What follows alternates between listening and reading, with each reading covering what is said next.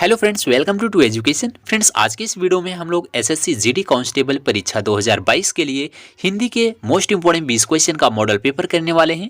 Friends, आपको बता दें कि बिल्कुल ये सभी क्वेश्चन नए सिलेबस पर आधारित होंगे, यानी जिस टाइप का क्वेश्चन आपके एग्जाम में पूछा जाएगा उस टाइप के क्वेश्चन को आपको प्रैक्टिस कराया जाएगा। तो फ्रेंड्स, आज का यह मॉडल पेपर दूसरा है। हम लोगों ने ऑलरेडी पहला प्रैक्टिस सेट कर लिया है। अगर आपने उस वीडियो को नहीं देखा है तो इस वीडियो को डिस्क्रिप्शन में लिंक है, जाकर देख सकते हैं। तो फ्रेंड्स, अगर आप हर दिन जीके और हिंदी का मॉडल पेपर करना चाहते हैं तो हमारे चैनल को फ्रेंड्स सब्सक्राइब कर लो, जहां आपको इसी तरह से हर एक दिन हिंदी और जीके जीएस का मॉडल सेट कराया जाता है। तो फ्रेंड्स, आइए हम लोग स्टार्ट करते हैं आज के पहले क्वेश्चन से। तो फ्रेंड्स, पहला क्वेश्चन है, हिंदी साहित्य के आधुनिक काल को किस नाम से अभिहित किया जाता है? तो आपको बताना है हिंदी साहित्य के आधुनिक काल को किस नाम से जाना जाता है। तो फ्रेंड्स, आपका आंसर है गद्य काल। तो फ्रेंड्स, गद्य काल इसका आंसर बिल्कुल सही होगा। हिंदी साहित्य के आधुनिक काल को गद्य काल के नाम से जाना जाता है। अगला क्वेश्चन है कि एक भारतीय आत्मा किसे कहा जाता है? मोस्ट इंपोर्टेंट क्वेश्चन है, इसको याद रखिएगा फ्रेंड्स कि एक भारतीय आत्मा किसे कहा जाता है? माखनलाल चतुर्वेदी को कहा जाता है। तो इसका राइट आंसर माखनलाल चतुर्वेदी बिल्कुल सही होगा। अगला क्वेश्चन है, राम नाम जपना पराय माल अपना का अर्थ है। यानी फ्रेंड्स, इसका अर्थ बताना है। राम नाम जपना और पराय माल अपना का अर्थ क्या होगा? तो फ्रेंड्स, इसका राइट आंसर होगा धोखे से धन जमा करना। तो याद रखिएगा, दान करना, सर्वज्ञ होना या फिर दूसरों से सहानुभूति कर रखना गलत है। इसका राइट आंसर होगा धोखे से धन जमा करना। अगला क्वेश्चन है, निराशा का सही संधि विच्छेद है। यानी फ्रेंड्स, आपको निराशा का सही संधि विच्छेद पूछा गया है। तो इसका आंसर फ्रेंड्स निह प्लस आशा बिल्कुल सही होगा, क्योंकि इसका संधि विच्छेद जो होता है इसमें विसर्ग संधि आती है। तो निह प्लस आशा इसका बिल्कुल सही होगा। काफी स्टूडेंट्स इसका गलत आंसर देंगे, डी वाला, जो कि गलत होगा। इसमें अगर संधि की बात की जाए तो कौन सी संधि होगी? तो फ्रेंड्स, विसर्ग संधि होगी। तो इसका विसर्ग संधि भी आंसर हो सकता है, क्योंकि इसमें आपका संधि भी पूछ सकता है या भी संधि विच्छेद भी पूछ सकता है।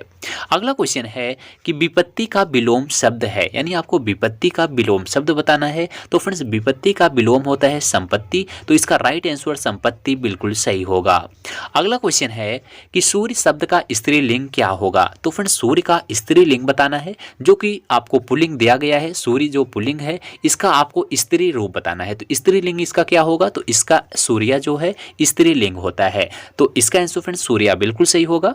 अगला क्वेश्चन है, शब्द का अर्थ बोध कराने वाली शक्ति है। यानी जो शब्द का बोध कराती है वो क्या कहलाता है? तो उसे शब्द शक्ति कहते हैं। ए वाला इसका बिल्कुल सही आंसर होगा। शब्द का अर्थ बोध कराने वाली शक्ति जो वाली शक्ति है वो शब्द शक्ति है। तो शब्द शक्ति इसका बिल्कुल सही आंसर है। अगला क्वेश्चन है, दोहे और रोले को क्रम से मिलाने पर कौन सा छंद बनता है? तो फ्रेंड्स, याद रखिएगा, जब दोहे और रोले को क्रम से मिलाते हैं तो कुंडलियां बनता है। तो इसका राइट आंसर कुंडलियां बिल्कुल सही होगा। तो याद रखिएगा फ्रेंड्स, कुंडलियां इसका राइट आंसर होगा।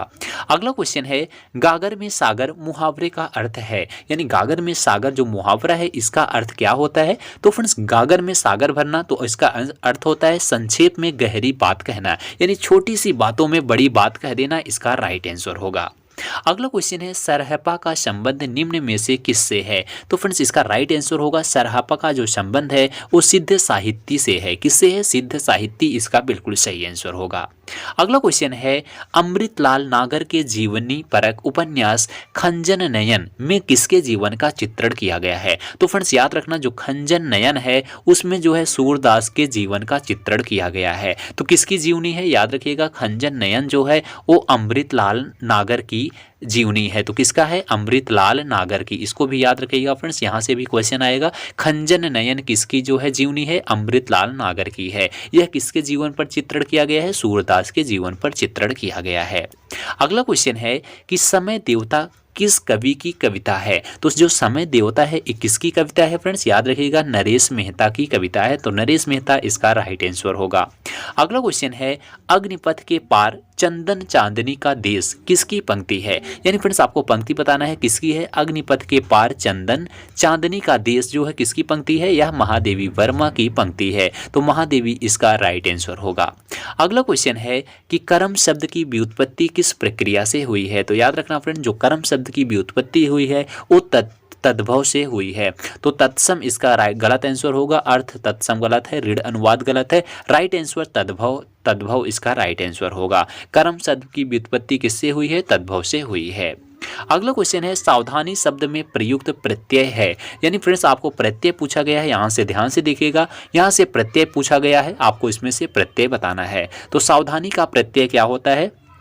तो फ्रेंड्स आपको बता दें सावधानी शब्द में अगर आप देखेंगे तो सावधानी, तो सावधान एक शब्द है जिसका अर्थ होता है सावधान। तो सावधान में कौन सी मात्रा लगी है? बड़ी ई की मात्रा लगी है। अगर आप इसका संधि विच्छेद करेंगे सावधान प्लस ई आएगा, तो सावधान प्लस बड़ी ई आएगा, तो इसका जो है उपसर्ग क्या होगा? उपसर्ग सावधान हो जाएगा। और प्रत्यय पूछे तो प्रत्यय जो है ई हो जाएगा। तो इसमें प्रत्यय पूछा गया है तो प्रत्यय इसका ए वाला बिल्कुल सही आंसर होगा, ई होगा। अगर इसमें जो है पूछा जाए सावधानी में उपसर्ग क्या होगा? तो सावधान इसका उपसर्ग होगा।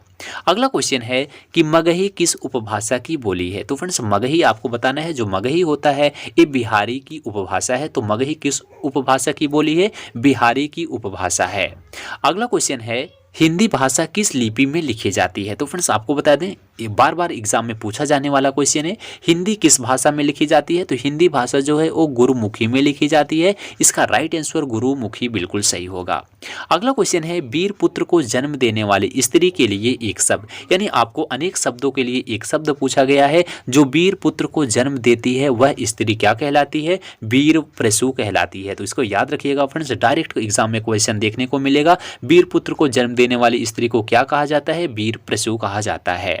अगला क्वेश्चन है कि छंद का सर्वप्रथम उल्लेख कहाँ मिलता है? यानी फ्रेंड्स बार बार एग्जाम में पूछा हुआ क्वेश्चन है, छंद का सर्वप्रथम उल्लेख कहाँ मिला है? तो ऋग्वेद इसका बिल्कुल सही आंसर होगा। ऋग्वेद में छंद का सबसे पहले उल्लेख किया गया था।